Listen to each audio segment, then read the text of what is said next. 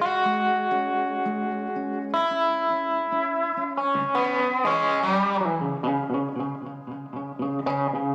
everyone, I'm Manny, and you're listening to BayonBayou with Manny.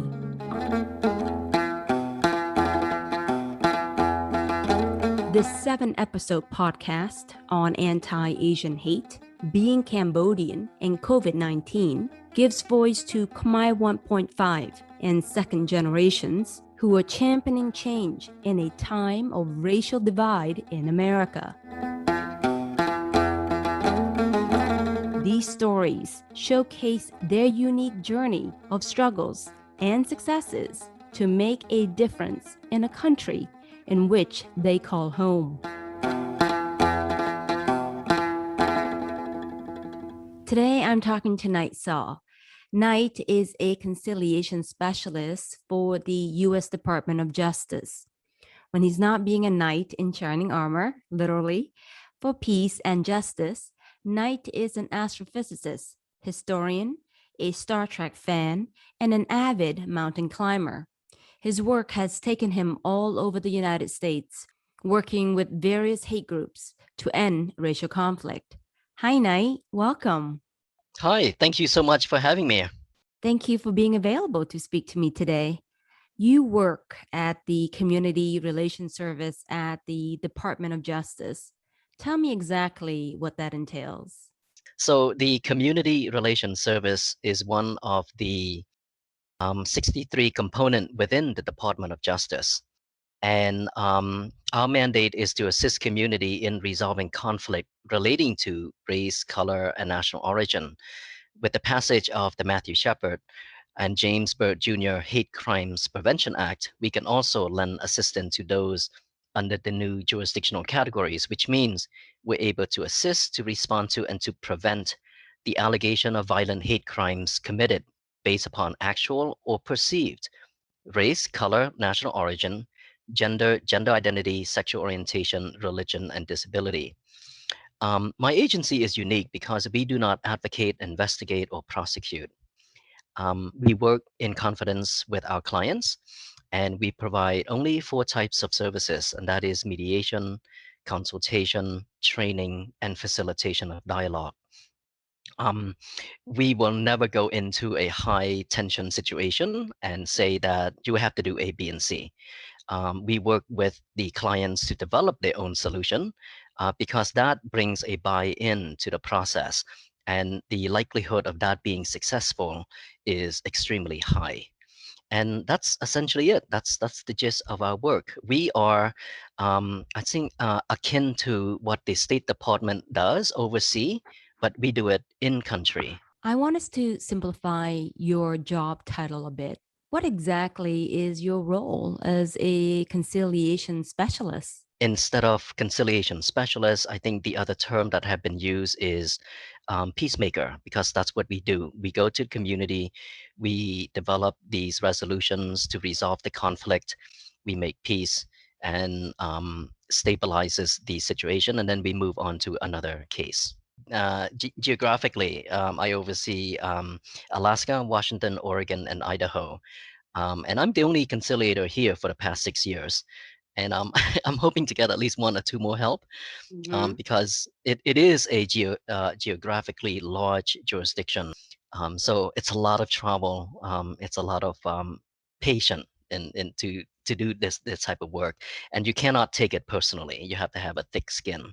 I would imagine that it would be very difficult to not take it personally. So how do you do at night? How do you stay sane doing what you do for a living?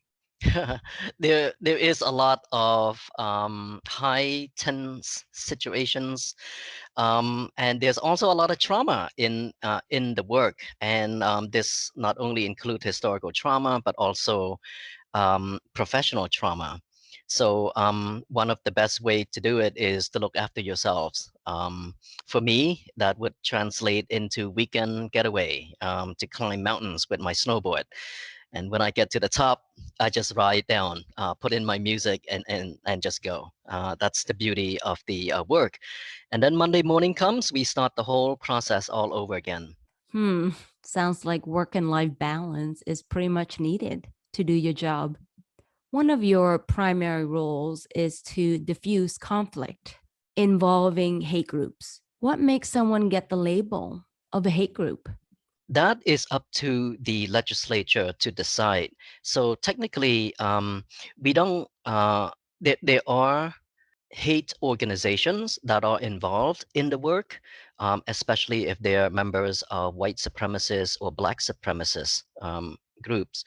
However, most of our work is essentially dealing with conflict that you see in the community, conflict between police and refugees or immigrant group, or even immigrant groups with each other. And conflict only exists when you have two different group of people. That's essentially it. So we don't label group as a hate group, because that's up to the legislature. Understood. Let us now talk about hate crimes. We have seen these words used quite a bit in the news in regard to anti-Asian hate. What's the Justice Department's definition of a hate crime? Well, in order to discuss this, there needs to be clarification on two terms. The first term is bias incidents. Bias incident is any incidents that does not rise to the level of criminal activity, but it contain, for example, race, color, and national origin, and any of the eight jurisdictional categories defined within the Shepherd-Bird Act. And a hate crime, there is criminal activity involved, usually an assault, a vandalism. And every single state defined hate crimes differently. In Pennsylvania, they call it ethnic intimidation. In the state of Washington, it used to be called malicious harassment. So when you have a hate crime occurring in the state of Washington, and the prosecutor charge hate crime, the term that they use is malicious harassment, which the people or the community, they don't understand what that is. So and term itself plays a central role in the prosecution of hate crimes. And sometimes, in a courtroom, you actually hear the actual word, words that we don't want to hear, literally, the N word, the C word, and so forth. And so how we define hate crime is that first, a criminal activity has to occur, and it is based upon one of the key elements, race, color, national origin, gender identity, sexual orientation, religion, and disability. I appreciate you simplifying this for us. I think a lot of people, including myself, we don't understand the scope or the legality of it all. Right. That is one of the reason why CRS has what we call a hate crime forum, where we work with not only local, state, and federal law enforcement officials, community and faith leaders, as well as resource or agency that can provide resource. So we bring all of that together to discuss what bias incidents and hate crime is. How is it determined? How is it investigated and prosecuted? And then, setting that particular baseline, we go to the community leaders and faith leaders and ask them, what are they experiencing in their community regarding the impact of hate? What have they done that was successful and not so successful? And what kind of resources do they need? And finally, before the end of the forum, we provide a resource panel where the attendees can leave the forum with a particular resource that they can use. As you know, in April, the US Senate passed an anti-hate crimes bill aimed at addressing a surge in attacks on Asian Americans. And in May, President Biden signed the COVID-19 Hate Crimes Act into law. How will this legislation change the Justice Department? We haven't received the guidance yet, because in my line of work, the legislature decides after it was signed into law. it passed on to us. And once we receive the guidance, we'll pursue it. However, having said that, we have been over the past year spoken or um, in connecting with various community leaders, especially in the Asian American Pacific Islander communities. And we asked them, what more can we do? Like, for example, what we do not want is a loss of confidence in our law enforcement, whether it's federal, state, or local. We want people, when they experience bias incidents and hate crime, to report it. And this is vital.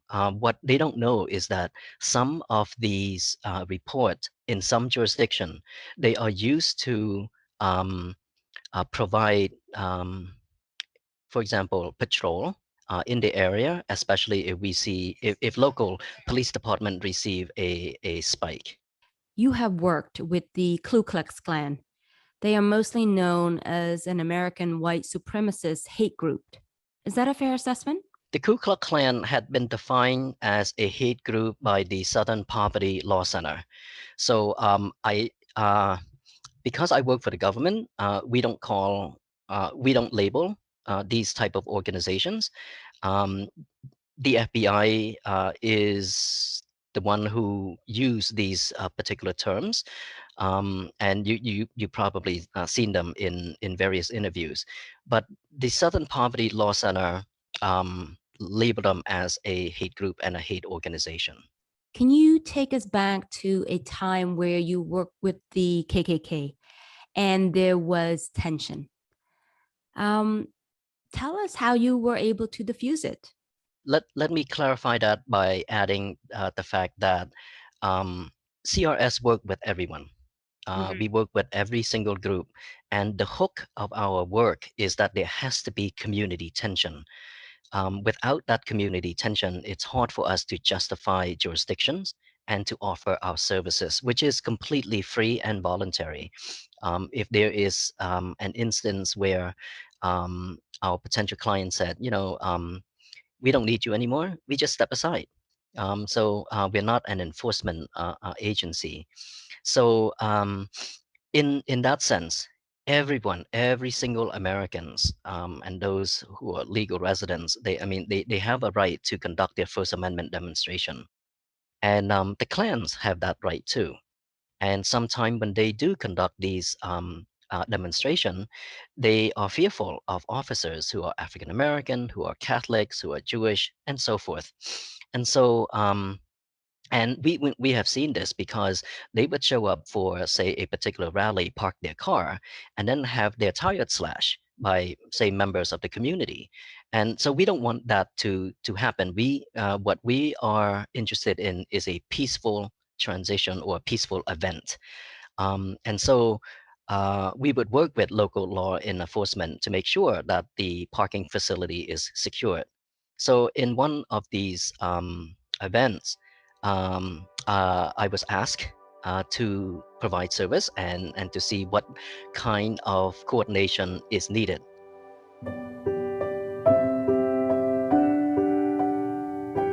Coming up, Knight recalls finding commonality as a Star Trek fan to diffuse tension with a member of the Ku Klux Klan. I just couldn't understand how this gentleman loves Star Trek so much as I do, but yet he's against certain group of people because Star Trek is all about people getting along.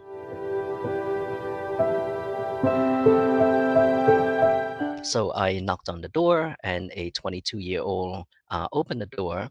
And before I could even introduce myself, he said, if you're delivering, it's probably next door. So I think he was referring to the fact that I could have or may have been in the neighborhood to deliver Chinese food. People relate to one another by sight. And I think if you're in that community and so forth, or any community that you associate with, the first thing that comes to your mind is something that appear innocent, but it may not be. So I gave the young man a couple of seconds and then knock on the door again. And this time I was able to introduce myself. And so we went into this posh living room, and sitting in the dining room was the Grand Dragon of the Ku Klux Klan.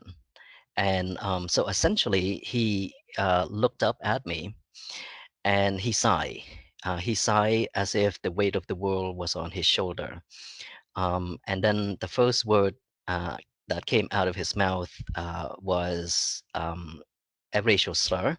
Essentially, he said, and I quote, "Well, at least they didn't send," and he used the N word on me. Why he did that, I don't know. It was insulting, but it immediately it tells me that the tension was very high. So in our line of work, we have to we are trained to look around and see what we have in common, and I did that. And just to the right of him, there was a refrigerator magnet of the USS Enterprise, and um, so immediately I have something in common. We sat Right. there and we talk about the various episodes. And as we were talking, I just couldn't understand how this gentleman loves Star Trek so much as I do. But yet he's against certain group of people because Star Trek is all about people getting along. Because in the end, people get along, Right. regardless of which planet you're from. So, Right. and in that discussion, the 22-year-old uh, made a racial joke, and he asked me, "Hey, Mr. Knight, what do you call a man on the moon?"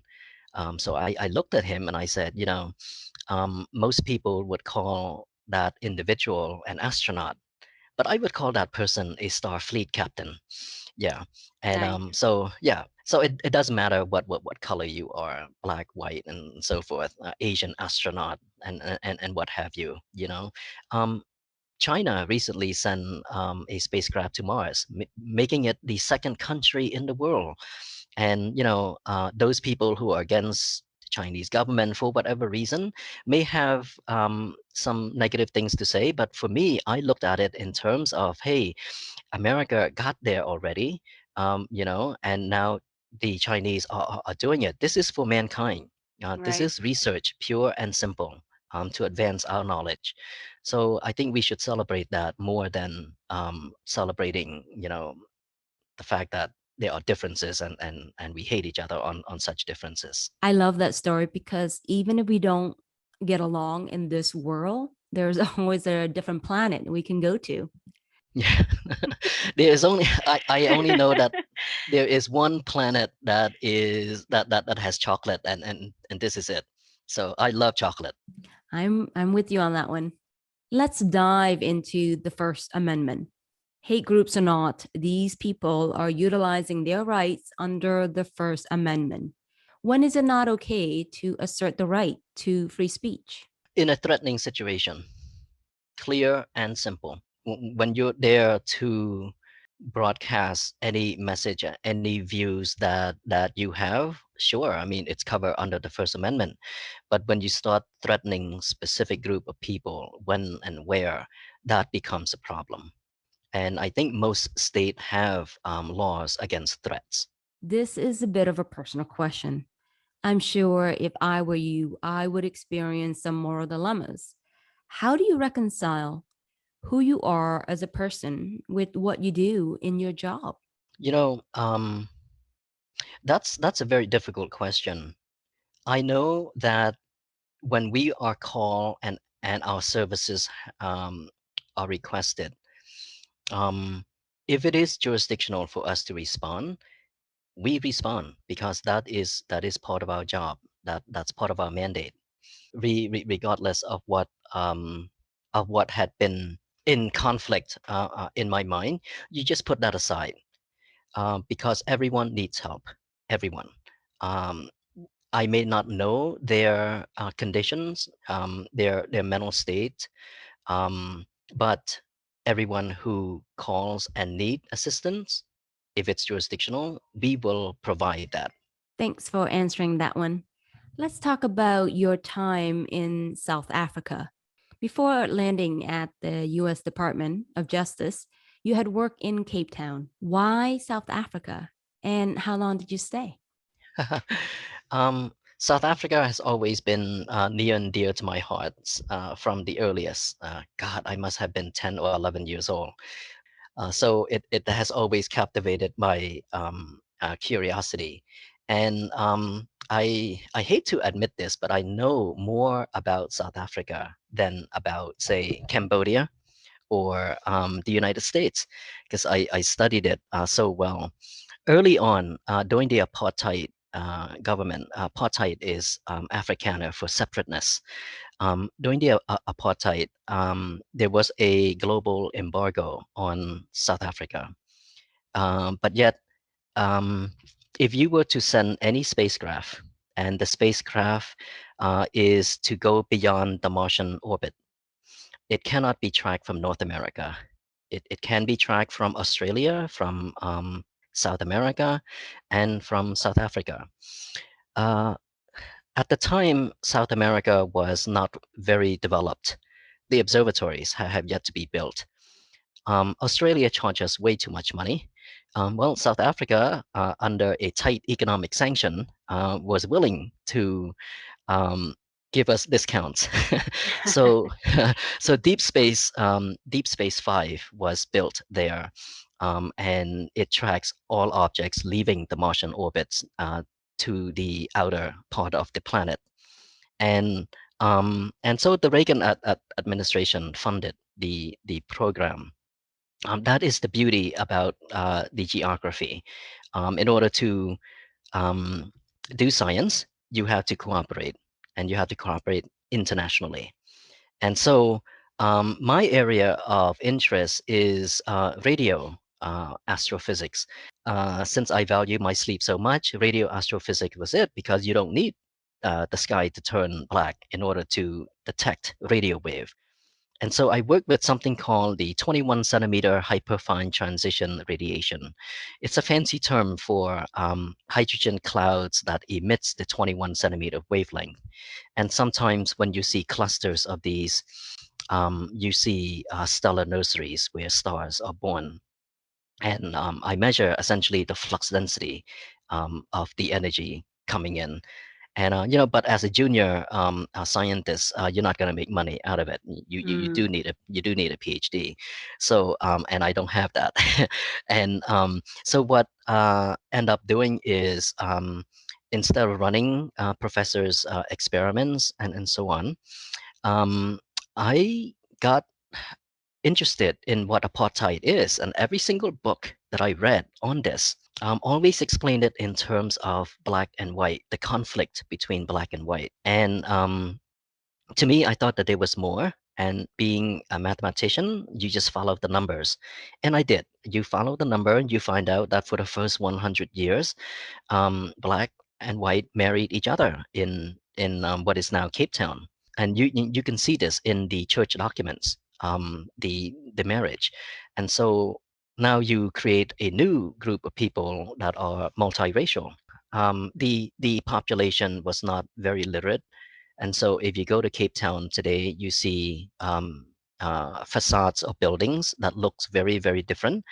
That's because it allow people to visually, it's a creative way of solving societal problem, that visually where the library is, or where a government building is if you need a license for something. Yeah, you don't have to read.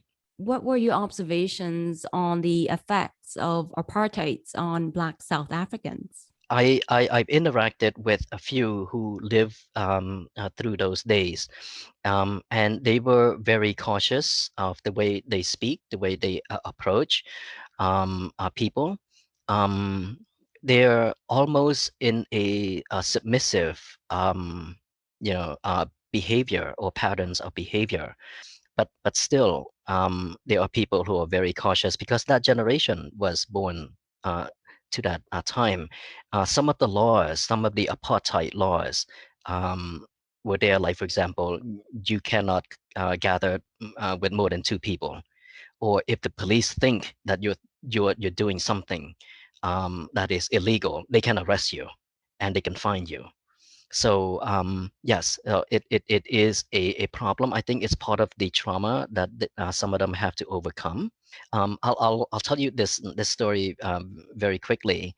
So I went into the Pick and Pay, which is like a Whole Food or a Safeway here, grocery store, and I was living in the observatory section of the neighborhood at the time, and pretty soon I was going there with um, a list of grocery, but I came out with 2 bags of grocery. One I would take home, the other I would give to a single mom or a single dad who may need it. And you always see these individuals at the entrance of the store. And and at one point, I gave the bag of grocery to the single mom, and what had happened was an African uh, manager came out and accused her of stealing the grocery. And it was yeah, it was literally within earshot of me until I went back and I explained to the manager that I just gave her this. And if he did not believe me, he should review his surveillance video camera. So Wow. that's the type of things that people take advantage of, especially for people who don't know their rights. And so from that moment on, I have what is called a paradigm shift. So now I'm going to the grocery store, buying identical items in 2 separate bags and paying for them separately to make sure that the receipts are in both bags. It led me to an understanding of what the negative aspect of apartheid on people, even though they're now living in a essentially free society. That's quite a story. It's interesting that you had to provide proof so that the people you helped would not be accused of stealing. Coming up, Knight describes what real hunger feels like when he lived in the Khmer Rouge concentration camp. You lack not only energy, but the lining of your stomach rub against each other. And when they do that, it feels like someone punching you in the stomach over and over again. Let's talk about your time in the Khmer Rouge era, because there is a correlation here. You personally experienced the Khmer Rouge genocide that killed over 1.7 million Cambodians. You lived through it as a young child. What do you remember of that experience? I don't remember much. What I remember most is the hunger that I felt. So I had marasmus. Marasmus are kids and toddlers who do not have enough protein, and these are the effects. And you have probably seen pictures of them, African kids with stick figure arms and legs, with a bulging stomach. Well, that was essentially me. Many people died from starvation at that time. Describe to us what real hunger feels like. The type of hunger that I experienced was not like a fasting for religious reason. If you fast for 3 days and so forth, it's not that. It's the type where you lack not only energy, but the lining of your stomach rub against each other.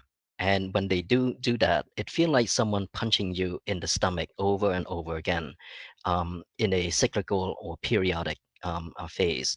So and that's the type of internal pain that you feel. So I remember that very, very well.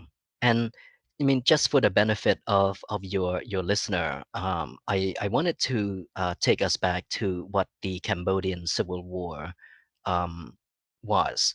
Yes, that would be helpful. Please go ahead. So the Cambodian Civil War, which was a byproduct of the Second Indochina War, concluded with the victory of the radical Khmer Rouge on April 17, 1975. And so, under the leadership of the infamous Pol Pot, Cambodia's Adolf Hitler, the Khmer Rouge chose to isolate the country from the rest of the world. And this policy, it mimics the closing of the Isles of Japan from foreign influence, and especially to Christian beginning in 1639 under the ruthless leadership of the third Tokugawa shogun, Iemitsu. But in order to establish the absolute control over society, the Khmer Rouge expelled foreign diplomats. They ordered the immediate evacuations of cities by all residents. They renamed the country Democratic Kampuchea. They placed the prince under house arrest, Prince Norodom Sihanouk. They began the process of modifying national culture, customs, and language. Um, they demolished the central bank and other financial institutions with explosives, and they abolished the Gregorian calendar. They essentially reset the chronometer to the year zero. So 1975 is the year zero. And this faithful year marked the beginning of Cambodia's greatest tragedy. It ushered in a period of communist-led reforms that was unthinkable and unmatched in human history. A total societal regression to the early days of the Khmer Empire, but under a red communist banner. But after successfully deposing the pro-American government, the Khmer Rouge set out to declare total war on the population. The goal was to cleanse the nation of foreign influence. The new leadership implemented an extermination policy that reddened the green fields of Cambodia. So you have the blood of ethnic Khmer, Vietnamese Khmer, Sino Khmer, Cham, and others saturating the countryside. And uh, aside from those chosen for their ethnicity, the victims included the rich and the poor, the educated and the illiterate, the religious and the secular, the able-bodied and the invalids, city dwellers, homeless people, mountain people. No one was immune to torture or systematic execution, not even those who occupy the party's leadership position. So from April 1975 to the fall of Phnom Penh in January 1979, I'm sorry, in January 1978, to the Vietnamese invasion force, Cambodia was what seems to be in a state of perpetual purge. And the Khmer Rouge revolutionary slogan revealed the completeness and the totality of their intention, and that is, to keep you is no benefit, to destroy you is no loss. And so, as you said, of the 6.7 million people, 1.7 perish under this malignant regime. In general, Pol Pot and his trusted lieutenants invoked the horror of the Nazi death camps as they ruthlessly initiated a scorched earth liquidation policy on their own people. The uniqueness of their action led historian Jean Lacoutière to coin the term auto-genocide when specifically referring to the Cambodian genocide. I mean, what country murder its own people, you know? Yeah, so the changing of the guard disrupted countless lives and altered the destinies of individuals. Families were separated and killed. Dreams were shattered, forgotten, and lost. And the immediate future for the internally displaced people remained bleak and uncertain. So, I mean, that's the background. That is the atmosphere that I grew up in, and it impacted my family. 80% of my family were killed, and it is mainly because we were part of that educated middle class. And we have light skin. You know, the irony is that when the Khmer Rouge had finished killing all of its enemies internally, they mounted a campaign against innocent Vietnamese farmers along the borders. Vietnam had just recovered from a historic war that they won with the support of the Soviet Union. And so on Christmas Day 1978, Vietnam invaded Cambodia. That was a perfect condensed synopsis of what happened during the Khmer Rouge regime. I've learned a lot more about Cambodia's history than ever before. So thank you so much for that. I want to take us back to year zero so that others, including myself and the younger Khmer generation, can have a better understanding of what it was like to live in the Khmer Rouge concentration camp. For instance, how did your family manage to survive when the educated Cambodians were the first killed by the Khmer Rouge? My family left the city like hundreds and thousands of others. When you're stuck in an area that you're not familiar with, especially along the countryside with no shelter whatsoever. I mean, there was no house. Literally, there was an empty countryside. People are desperate to get back. So there was a time when the Khmer Rouge leadership, and this was told to me by my parents and grandparent, my grandmother, where the leadership said, you know, it's time to go back to the city to rebuild, and so we will need engineers, teachers, plumbers, you know, anyone who can repair the city. And people were so desperate to go back to find out what happened to their homes, so they signed up for it. Not only that, you have people who had no skill whatsoever because they work as maids, and janitor. And this is not to put down that class of profession. We do need them, but they did not have specialized skill. They were in such desperation that they pull out a picture, a family picture, where you see these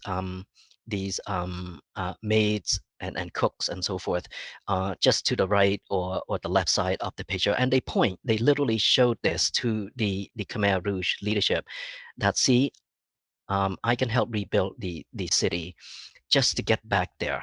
And of course, many of them never made it back because they were killed off in the evening.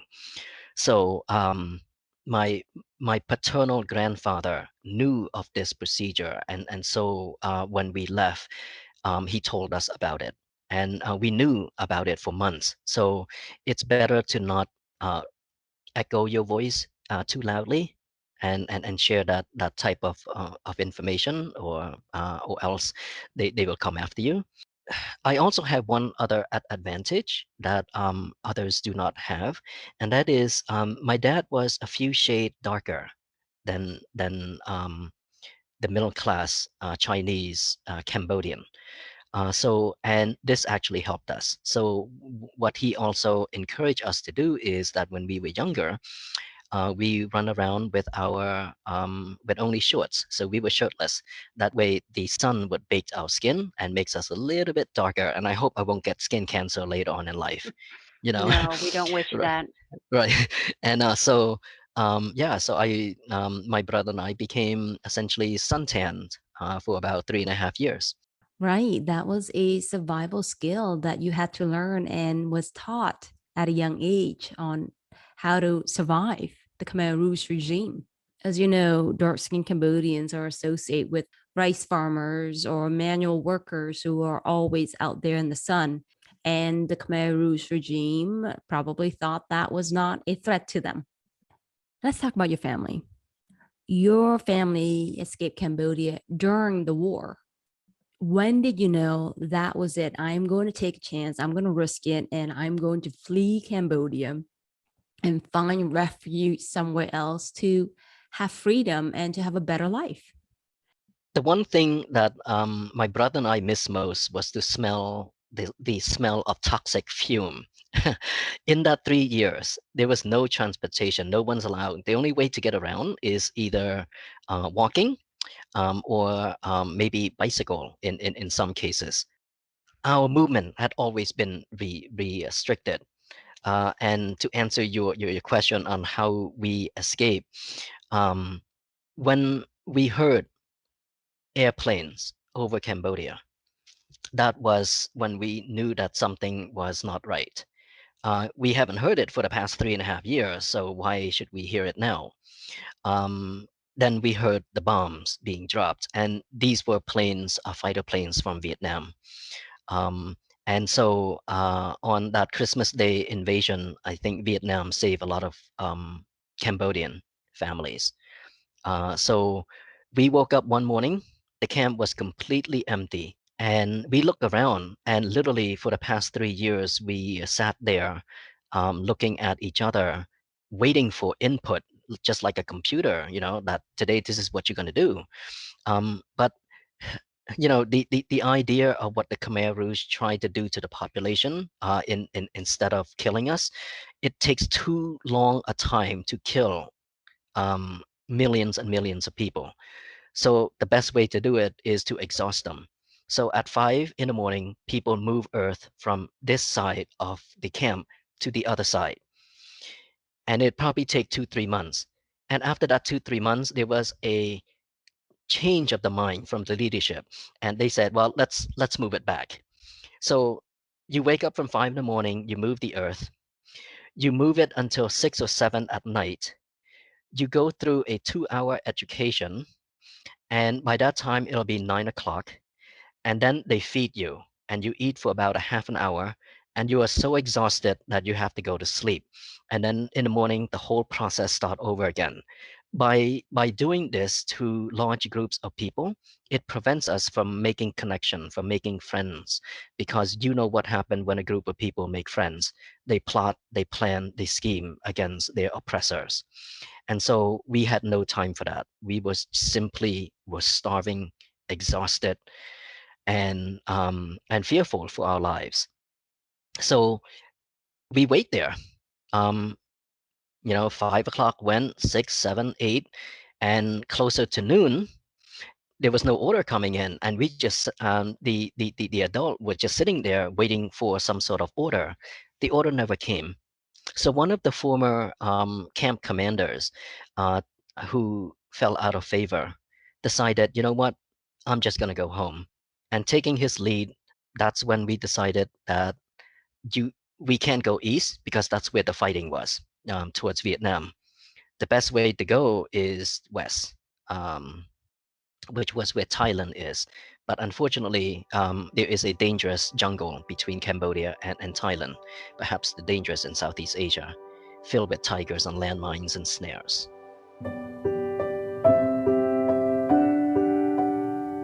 Coming up, Knight explains why hate is costly to yourself.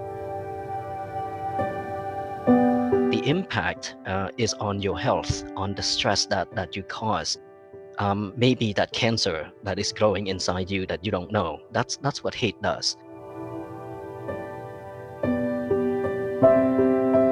You survived the jungle and you made it safely to a refugee camp in Thailand. How long were you in the camp for before immigrating to the United States?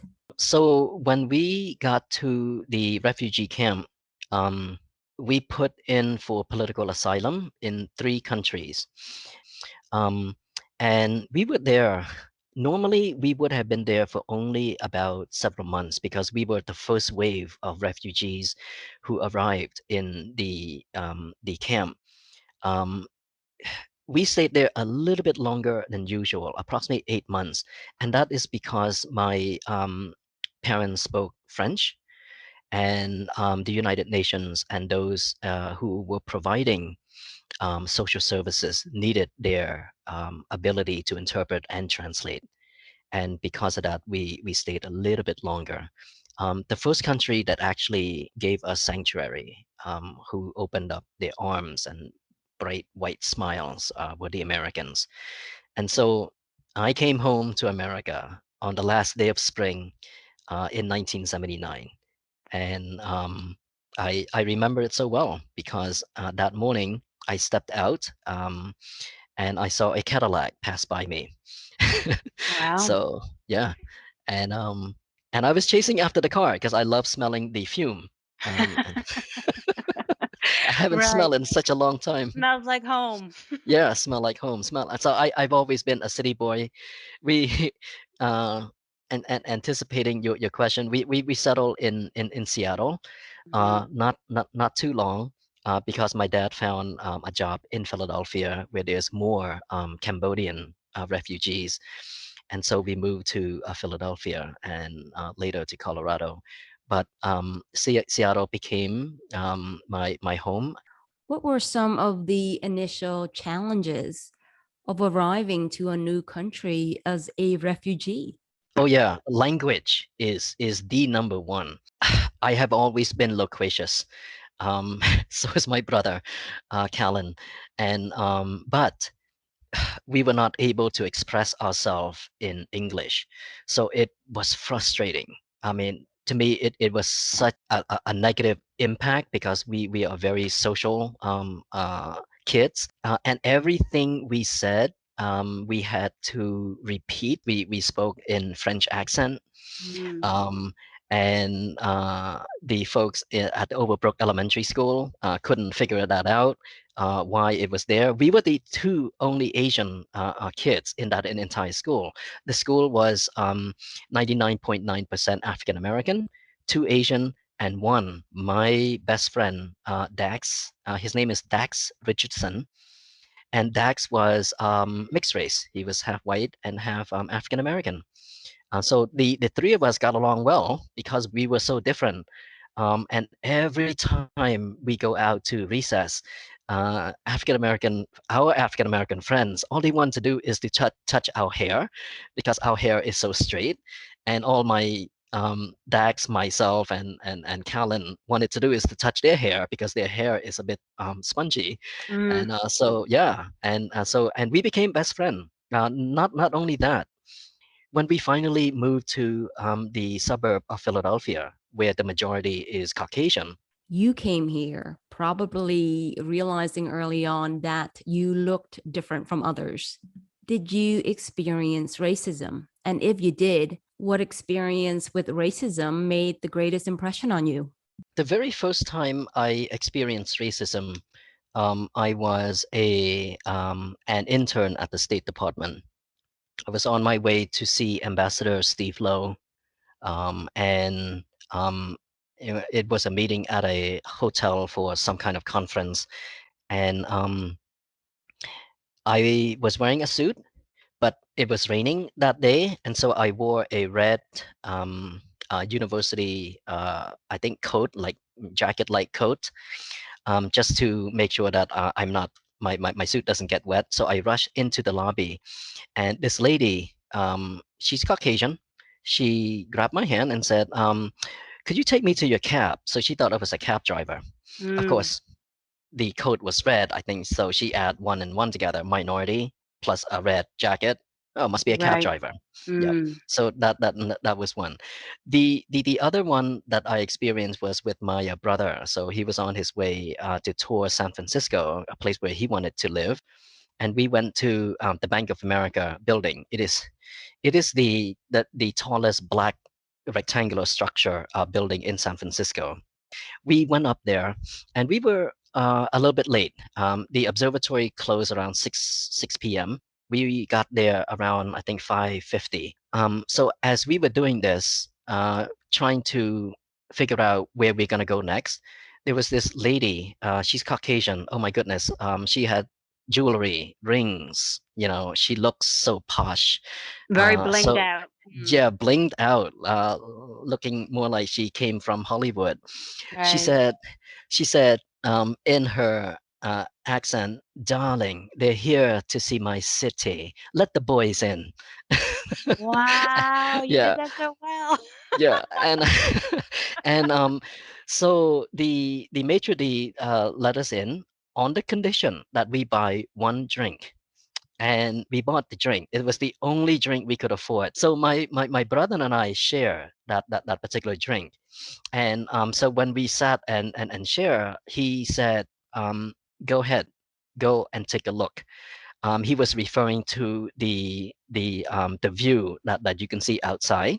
I went over there and I saw San Francisco from the observatory. It was, oh my goodness, it was a beautiful city. The lights were on and so on. And when I got back to the table, my brother said, and this was a lesson that I would love to share with your listener. He said that, um, we may not have a lot of money, but the one thing we do have is our youth. And he said, with hard work and education, we can be just like that sweet old lady who actually let us in, simply with an echo of her voice. And we looked around the room, and everyone was in, my goodness, tuxedo and so forth. They made it. We need to work hard and study hard to make sure that we're in that seat, so that we can live a much comfortable life. And the only way to do it is through education, with a little luck. And did you make it with education and a little luck? I think we did. Yeah. I think I'm there. I mean, we're not rich. We don't send money back to the old country, but we do volunteer. And so, yeah, where we can donate money, we help in terms of getting the volunteer and the expertise to where it is needed. Let's talk about your thrill-seeking hobby and your fearlessness with heights. What motivated you to climb a 14,000-foot mountain without a harness? I love high places. Um, I think the first essays that I wrote about my family is an ethnographic paper, was standing on prominence, and in this case, prominence is written with a capital P. It refers to America because in our hour of need when we had nothing, the American gave us a new life, a new language, a new culture, and essentially a new home. And so I wanted to see America from above, and one way to do it is to hit the 14,000-foot peaks in the Colorado Rockies. So I've been climbing the Rockies, the Cascades, the Sierra Nevada, working my way up to the Alaskan range. So yeah, that's the excitement and the thrill of that, the adrenaline rush. Yeah, in free climb, you cannot make a mistake. One simple grip, you lose your life. That's it. I'm curious, what's your view on life and death? It all goes back to astrophysics. We are children of the stars because fusion is the only mechanism that create heavy elements. I'm part of that heavy elements. Because of my experience in the camp, I don't have a religion. The best thing about my grandmom is that she incorporate everything positive about religion into her life, whether it's Christianity or Islam or Judaism or Buddhism. You know, Callan asked in our darkest hours, what are those shiny objects in the sky? And Grandma answer was that they're angels looking over us. And then Cal and I was looking at each other and we were like, well, if they're angels looking over us and protecting us, why are there so many death, starvation, and disease? In Cambodia, we lost our religion literally because now we're science focused. As an astrophysicist, you seek to understand the universe and our place in it. What are some ways that we can be peacemakers to overcome hate in our own lives on this planet? We're very empathic. We can relate to people's conditions and experience. So the best way to do is to reach out to those you're not comfortable with and just listen to their story, not in a judgmental or defensive way, but to listen and to see whether is there anything in your lives that you can relate to. Hate is costly.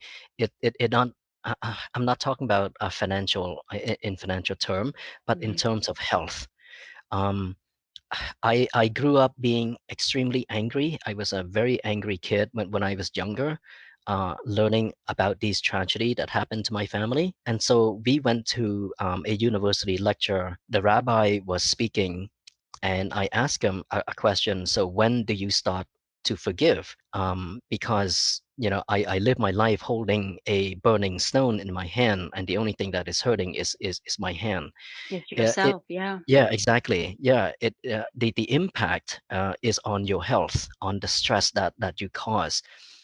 Maybe that cancer that is growing inside you that you don't know. That's what hate does. Mm. Love is the opposite. Last question. What's the $1 million piece of advice that you are willing to give to others for free?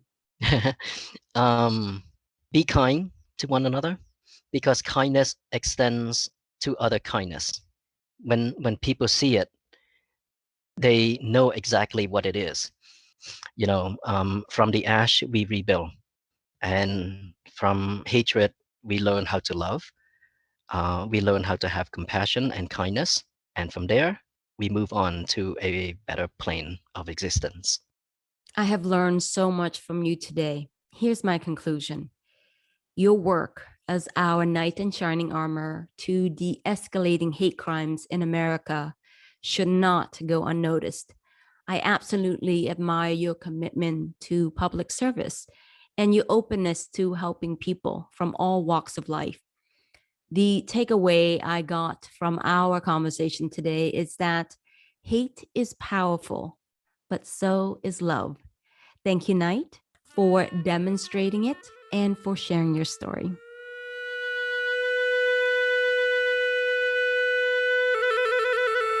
Thanks for tuning in.